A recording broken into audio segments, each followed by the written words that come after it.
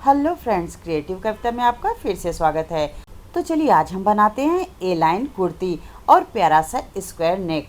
अगर आपने ये वीडियो पूरी तरह से देख ली तो आप भी घर पर इसे बहुत ही आराम से बना सकते हैं और लाइनिंग वगैरह इसमें कैसे अटैच करनी है वो सब मैं आपको बहुत ही आसान तरीके से बताऊंगी। और अगर ये वीडियो पसंद आए तो प्लीज़ एक लाइक ज़रूर कीजिएगा और चैनल पर नए हैं तो सब्सक्राइब करना बिल्कुल मत भूलिएगा। तो चलिए वीडियो शुरू करते हैं। यहाँ पर मैंने 2.25 मीटर मेन फैब्रिक लिया है और 2.25 मीटर ही मैंने लाइनिंग ली है इसके लिए।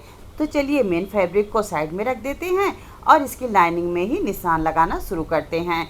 आप चाहें तो मेन फैब्रिक में भी निशान लगा सकते हैं। सबसे पहले लाइनिंग को इस तरह से पूरी तरह से खोल लेंगे और इसको 2 फोल्ड में करेंगे। तो देखिए इस तरह से लंबाई वाले हिस्से से हम 2 फोल्ड करेंगे और चौड़ाई वाले हिस्से से हम इसको 4 फोल्ड करेंगे। तो लंबाई वाले हिस्से से 2 फोल्ड करने के बाद इसको इस तरह से 4 फोल्ड करके अच्छे से बिछा लेंगे। देखिए सामने खुला वाला हिस्सा है और बंद वाला हिस्सा मेरी तरफ है और ये 4 फोल्ड में है। अब सबसे पहले ऊपर हम 1-1 इंच का निशान लगाएंगे। जैसे ऊपर कुछ आगे पीछे टेढ़ा मेढ़ा कपड़ा हो तो उसको हम बाद में निकाल देंगे और एक लाइन खींच देंगे, जैसे पता चले कि इसके नीचे से ही हमें सारे निशान लगाने हैं। तो लाइनिंग पर सबसे पहले हम कुर्ती की लेंथ का निशान लगाएंगे। कुर्ती का लेंथ यहाँ पर 41 इंच है। इसमें 1 इंच का मार्जिन देंगे तो हो जाएगा 42 इंच और ये लाइनिंग का कपड़ा टोटल 42 इंच ही है। तो हमें नीचे से कोई भी निशान लगाने की जरूरत नहीं है। अब ऊपर से हम शोल्डर का निशान लगाएंगे। शोल्डर यहाँ पर है 15 इंच, 1 इंच माइनस करेंगे तो हो जाएगा 14 इंच। 14 को 2 से डिवाइड करेंगे तो 7 इंच हो जाएगा। 7 इंच पर निशान लगा देंगे और यहाँ पर आर्म होल भी हम 7 इंच ही रखेंगे। तो 7 इंच पर इस तरह से निशान लगा देंगे। शोल्डर 7 इंच और आर्म होल भी 7 इंच ही रखेंगे और ऊपर से 1/2 इंच शोल्डर डाउन करेंगे। अब यहाँ पर नेक विड्थ का निशान लगाएंगे। नेक विड्थ रखी है 3.5 इंच। 3.5 इंच पर निशान लगा देंगे। अब जो शोल्डर डाउन वाली मार्क है और जो नेक वाली मार्क है दोनों को लाइन खींचकर इस तरह से मिला देंगे। अब हमने जो शोल्डर को 1 इंच कम किया था क्योंकि स्क्वायर नेक बना रहे हैं और स्क्वायर नेक में हमेशा 1 इंच शोल्डर कम होता है, इससे शोल्डर गिरता नहीं है। अब ऊपर से जहाँ से शोल्डर का निशान लगाए वहीं से हम कमर का निशान लगाएंगे। कमर यहाँ पर रखी है 14.5 इंच और वहीं से नीचे आएंगे और हिप का निशान लगाएंगे। यहाँ पर हिप मैंने रखी है 21.5 इंच। अब इन निशानों को इस तरह से लाइन खींचकर मिला देंगे। अब ऊपर भी इस तरह से लाइन खींच देंगे और जहाँ पे चेस्ट का निशान लगाए वहाँ से 2 इंच नीचे एक लाइन और खींचेंगे तो ऊपर वाली हमारी हो जाएगी अपर चेस्ट और नीचे वाली चेस्ट का निशान हो जाएगा। तो सबसे पहले अपर चेस्ट के विड्थ का निशान लगाते हैं। यहाँ पर अपर चेस्ट है 37 इंच। 4 से डिवाइड करेंगे तो हो जाएगा 9.5 इंच और इसमें 1/2 इंच की लूजिंग देंगे तो हो जाएगा 10 इंच। 10 इंच पर इस तरह से निशान लगा देंगे। अब नीचे चेस्ट का निशान लगाते हैं। चेस्ट यहाँ पर है 39 इंच। 4 से डिवाइड करेंगे तो आ जाएगा 9.75 इंच। 1/2 इंच की लूजिंग देंगे तो हो जाएगा 10.25 इंच। इस तरह से निशान लगा देंगे। अब वेस्ट का निशान लगाएंगे। वेस्ट है 33 इंच। 4 से डिवाइड करेंगे तो आ जाएगा 8.5 इंच। 8.5 इंच में 1/2 इंच की लूजिंग देंगे तो हो जाएगा 9 इंच। 9 इंच पे इस तरह से निशान लगा देंगे। देखिए वैसे तो हिप का निशान ए लाइन कुर्ती में नहीं लगती है, लेकिन फिटिंग अच्छी है इसीलिए हम हिप का निशान लगाते हैं। तो हिप यहाँ पर है 42 इंच। 4 से डिवाइड करेंगे तो हो जाएगा 10.5 इंच। इसमें 1/2 इंच की लूजिंग देंगे तो हो जाएगा 11 इंच। 11 इंच पर हिप का निशान लगा देंगे। अब सारे निशानों को इस तरह से लाइन खींचकर मिला देंगे। अब नीचे बॉटम का निशान लगाएंगे। जितना हमने हिप रखा है उतना ही सबसे पहले बॉटम का निशान लगाएंगे, यानी कि 11 इंच। अब इसमें 6 इंच हम एक्स्ट्रा रखेंगे। आप चाहें तो इससे 2-3 इंच ज़्यादा भी रख सकते हैं, तभी हमारे ए लाइन कुर्ती का शेप आएगा। अब यहाँ पर ऊपर साइड में हम 1.5 इंच का मार्जिन रखेंगे। अब इन निशानों को हम लाइन खींचकर मिला देंगे। ये हमारे मार्जिन का निशान है। अब ऊपर हिप से नीचे बॉटम की तरफ इस तरह से लाइन खींच देंगे तिरछी और इसके बाद साइड से हमें थोड़ा सा राउंड शेप देना है। तो देखिए कैसे देना है। ऊपर हिप से नीचे बॉटम तक जितना आता है उसको हम इस तरह से ऐसे निशान लगाते चले जाएंगे। तो देखिए यहाँ पर मेरा 20.5 इंच है तो 20.5 इंच पर हम इस तरह से निशान लगाते चले जाएंगे।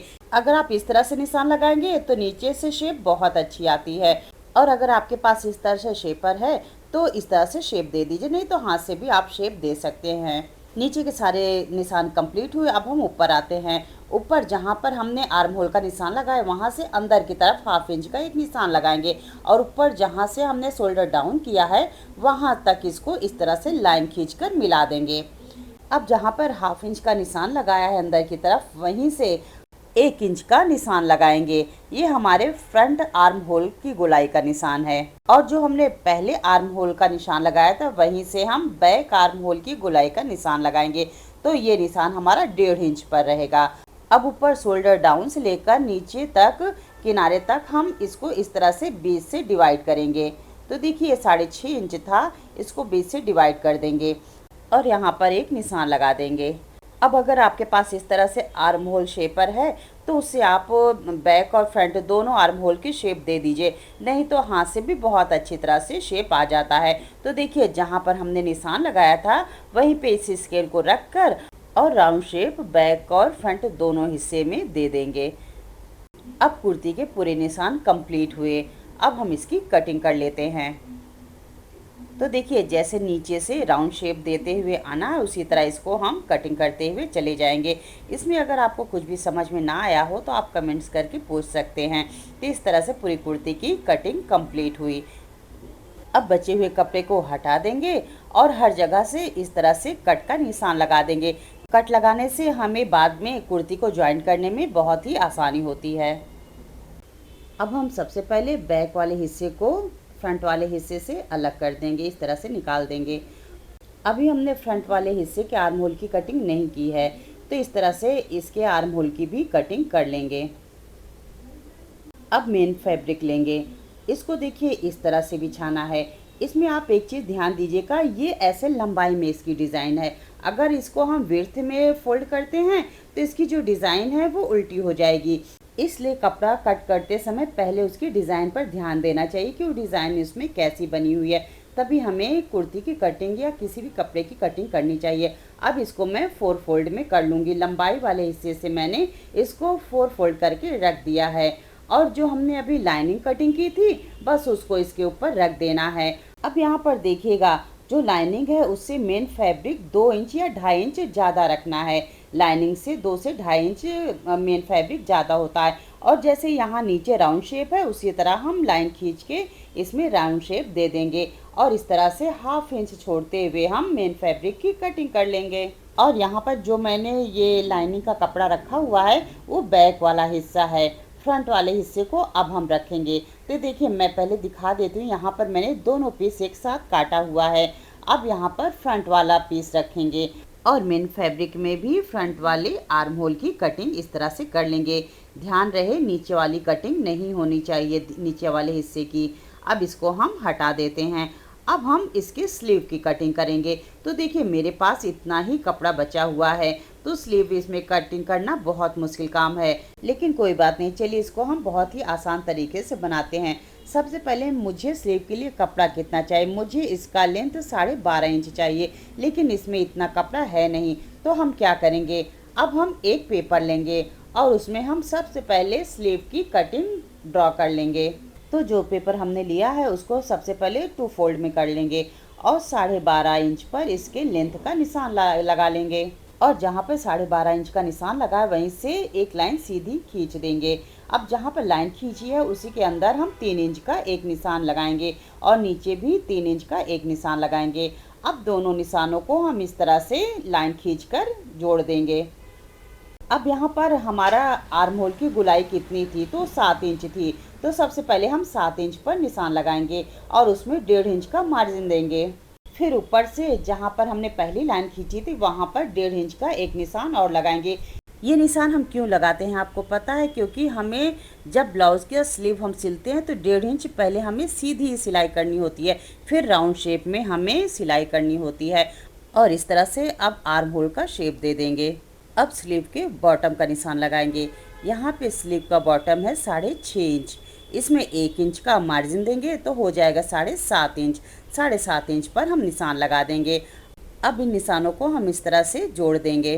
तो इस तरह अगर आपके पास भी कपड़ा कम हो तो पहले पेपर पे कटिंग करिए, उसके बाद फिर आप स्लीव की कटिंग करिए। तो देखिए कप इसमें जॉइंट बहुत ही कम आता है। अब हम इस तरह से स्लीव की कटिंग कर लेंगे। तो देखिए ये स्लीव हमारी पेपर पे बनकर तैयार हो गई है। अब स्लीव का फैब्रिक लेंगे और जहाँ पे सबसे ज़्यादा फैब्रिक हो वहीं पे ऐसे बिछा के रख लेंगे, और जो हमने स्लीव कटिंग की है उसको इसके ऊपर ऐसे लगाते हुए रख देंगे। अब देखिए साइड साइड से ही हमें कम कपड़ा लग रहा है, अगर हम उस तरह से कटिंग करते तो हमें जॉइंट ज़्यादा लगानी पड़ती। इस तरह से सबसे पहले हम निशान लगा लेंगे पेपर रख के, और उसके बाद हम इसको कट कर लेंगे। फिर जहाँ पे कपड़ा कम है बस वहीं पे थोड़ा थोड़ा जॉइंट कर लेंगे। और मैंने इसको दोनों पीस को एक साथ ही कटिंग की है, तो दोनों स्लीव की कटिंग को एक साथ कर लेंगे। अगर कपड़ा कम होता है तो मैं अक्सर ऐसे ही कटिंग करती हूँ, बहुत ही आसानी से हो जाता है। और यहाँ पर देखिए दो टुकड़े इस तरह से जॉइंट कर लेंगे और ये हमारी स्लीव बनकर तैयार हो जाएगी। अगर इससे भी लंबी स्लीव आपको बनाना है तो उसका भी अलग तरीका है, आप कमेंट्स करिएगा, मैं ज़रूर बताऊंगी। तो देखिए ये हमारा प्यारा सा स्लीव बनकर तैयार हो गया है। तो चलिए अब हम इसके गले की कटिंग करते हैं, नेक बनाते हैं। तो यहाँ पर नेक विड्थ था हमारा 3.5 इंच, तो 3.5 इंच पर इस तरह से हम पहले निशान लगाएंगे, और यहाँ पर हम कुर्ती के फ्रंट वाले हिस्से का नेक बना रहे हैं। अब इसके बाद हम नेक के लेंथ का निशान लगाएंगे। नेक का लेंथ यहाँ पर मैंने रखा है 7.5 इंच। जब ये सिलाई होगा तो 7 इंच ही रह जाएगा, क्योंकि हम ऊपर से शोल्डर ज्वाइंट करेंगे। और इस तरह से एक बॉक्स तैयार कर लेंगे, क्योंकि हम स्क्वायर नेक बना रहे हैं इसीलिए इसका गला थोड़ा सा ब्रॉड ही रहता है, तभी ये गला अच्छा लगता है। अब इस तरह से हम कटिंग कर लेंगे। कटिंग करते समय 1/2 इंच का हम मार्जिन ज़रूर रखेंगे, क्योंकि ये गला बनाते समय हम पेस्टिंग पेपर का इस्तेमाल करेंगे, उससे गले की फिनिशिंग बहुत अच्छी आती है। अब जितना हमने फैब्रिक में गले की कटिंग की है उतना ही हमने ये कैनवास पेपर पे भी उतनी ही कटिंग की है, और इस तरह से 1/2 इंच का मार्जिन रखते हुए इसको हम प्रेस से चिपका लेंगे। तो चलिए पहले मैं इसको प्रेस पे चिपका के आपको दिखाती हूँ। तो देखिए मैंने इसको प्रेस से चिपका लिया है, हाफ का मार्जिन छोड़कर। अब क्या करेंगे, इसको मेन फैब्रिक पर इस तरह से रखेंगे। मेन फैब्रिक इस तरह से सीधा होना चाहिए। तो सबसे पहले अभी हम क्या करेंगे, इसको इस तरह से फोल्ड करके बीचों बीच निशान लगा लेंगे, जैसे गला इधर उधर ना हो, और बीच में भी इस तरह से लाइन खींच देंगे। अब इसको हम इस तरह से सीधा रखेंगे, और लाइनिंग वाले कपड़े को इस तरह से कैनवास की तरफ से ऊपर, कैनवास वाला हिस्सा ऊपर होना चाहिए और हमारा मेन फैब्रिक सीधा होना चाहिए। अब जहाँ पर हमने मेन फैब्रिक में शोल्डर पर कट कर निशान लगाया है वहीं पे हम कैनवास को इस तरह से रखेंगे और इसकी सिलाई करेंगे। तो चलिए मैं आपको सिलाई कर कर दिखा देती हूँ इसको कैसे इसमें अटैच करना है। अब गला इधर उधर ना हो इसीलिए 2 से 3 पिन हम लगा लेते हैं, 2 साइड में लगा लेंगे और एक नीचे लगा लेंगे, जो हमारा नेक है वो इधर उधर नहीं होगा। तो देखिए इस तरह से मैंने पिन लगा लिया है। अब इसकी हम सिलाई करेंगे। इतना ध्यान रहे कि जो कपड़ा हमने 1/2 इंच इसीलिए छोड़ा था कि कपड़े पे ही हमें सिलाई करनी है, कैनवास के ऊपर ये सिलाई नहीं चलनी चाहिए, नहीं तो शेप अच्छी नहीं आती है। तो जो कपड़ा हमने छोड़ा है बस उसी पर इस तरह से सिलाई करनी है, तो बहुत अच्छा नेक का शेप आ जाएगा। तो ये सिलाई इस तरह से हो गई है। अब इसको हम निकाल लेते हैं। अब इसमें हाफ इंच का ये मार्जिन छोड़ते हुए मेन फैब्रिक को भी इस तरह से कट करके निकाल देंगे। तीनों तरफ हमें हाफ इंच का मार्जिन छोड़ना है और इस तरह से कट का निशान लगा दें। किनारे पे अच्छे से कट लगाएंगे जैसे फोल्ड करने में आसानी हो, और इसमें ध्यान रहे कि हमारी सिलाई नहीं कटनी चाहिए। अब पिन निकाल कर इसको हम पलट लेंगे। तो देखिए हमारा प्यारा सा नेक बनकर तैयार हो गया है ना। इसको बनाना बहुत ही आसान। अब देखिए यहाँ पर मैंने इसमें पाइपिंग निकाली है, वो भी जो इसमें फैब्रिक लाइन लगा हुआ है ना, बस उस कपड़े को थोड़ा सा आगे करके और पाइपिंग जैसा दिखाना है। तो देखिए मैंने थोड़ा सा इस कपड़े को आगे करके पाइपिंग का शेप दे दिया है और उसी के ऊपर इस तरह से टॉप स्टिच या ऊपर की सिलाई लगा दी है। ये देखने में बहुत ही सुंदर लगता है। अगर कभी आपको पाइपिंग अलग से नहीं लगाना है तो इस तरह से आप इसमें पाइपिंग लगा सकते हैं और ये देखने में बहुत ही सुंदर लगता है। तो ये देखिए हमारा खूबसूरत सा पाइपिंग वाला गला बनकर तैयार हो गया है। लग रहा है ना देखने में बहुत ही सुंदर। अब जैसे हमने फ्रंट वाली कुर्ती की पीस को तैयार किया है, ठीक उसी तरह बैक वाले हिस्से को भी तैयार कर लेना है। अब यहाँ पर फ्रंट वाले हिस्से को हम इस तरह से बिछा लेंगे और जो साइड में ये कपड़ा हमने सिलाई नहीं की है उसको इस तरह से चिपका लेंगे। वैसे तो आप इसमें सिलाई भी कर सकते हैं, लेकिन चिपकाने से फिनिशिंग भी अच्छी आती है और काम भी फटाफट हो जाता है। तो आपके पास कोई भी ग्लू हो तो इस तरह से दोनों साइड में हमें इसको चिपका कर फिनिश कर लेना है और इसी तरह ठीक हमें बैक पर भी करना है। और अब ये देखिए जो कपड़ा स्टर दिख रहा है ना, इसको काट कर निकाल देना है। अब इस तरह से फ्रंट वाला हिस्सा बनाकर तैयार कर लेना है और मैंने बैक वाला हिस्सा भी इसी तरह से बनाकर तैयार कर लिया है। अब जो फ्रंट और बैक है दोनों का शोल्डर जोड़ना है, तो कुर्ती के दोनों पीस को सीधा रखेंगे और उल्टे साइड से हमें शोल्डर को ज्वाइन करना है और बस दोनों शोल्डर में सीधी सिलाई चला देनी है। तो देखिए इस तरह से मैंने शोल्डर की सिलाई कर दी है, शोल्डर ज्वाइंट हो गया है। अब इस कुर्ती में हम स्लीव जोड़ेंगे, तो इसको इस तरह से फैला के रख लेंगे और ये देखिए इसमें भी मैंने थोड़ा सा पाइपिंग बना दिया है नीचे से कपड़ा ज्वाइंट करके, और इसमें मैंने लाइनिंग नहीं लगाई है और दोनों स्लीव को इस तरह से तैयार कर लेंगे। अब जो स्लीव में हमने बीचों बीच कट लगाया है और जहां पर हमने शोल्डर ज्वाइंट किया दोनों को एक साथ ऐसे रख के और सीधी सीधी सिलाई चला देंगे। तो इसको मैं ज्वाइंट करके आपको दिखाती हूँ। तो ये देखिए दोनों स्लीव मैंने इस तरह से ज्वाइंट कर लिया। ये बहुत ही आसान तरीके से हो जाता है। अब कुर्ते में स्लीव ज्वाइंट करने के बाद मैंने इसमें फिटिंग का भी निशान लगा लिया है।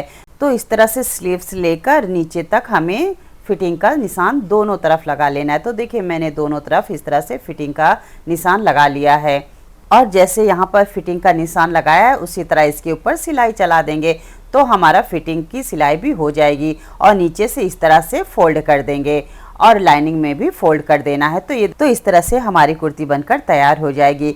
स्क्वायर नेक और ए लाइन कुर्ती बहुत ही आसान तरीके से इस तरह से आप घर पर बना सकते हैं। और मैंने इसमें पीछे डोरी भी लगाई है, आप डोरी भी लगा सकते हैं। और देखिए नीचे लाइनिंग भी बहुत अच्छी तरह से इसमें अटैच हो गई है। तो ये देखिए ये प्यारी सी कुर्ती बनकर तैयार हो गई है और पीछे से ये देखिए इसमें मैंने टसल्स भी लगाया हुआ है। आपको ये वीडियो कैसे लगा मुझे कमेंट्स करके ज़रूर बताइएगा और हाँ, लाइक करना बिल्कुल मत भूलिएगा। पूरी वीडियो देखने के लिए आपका बहुत बहुत धन्यवाद। फिर मिलते हैं एक नई वीडियो के साथ।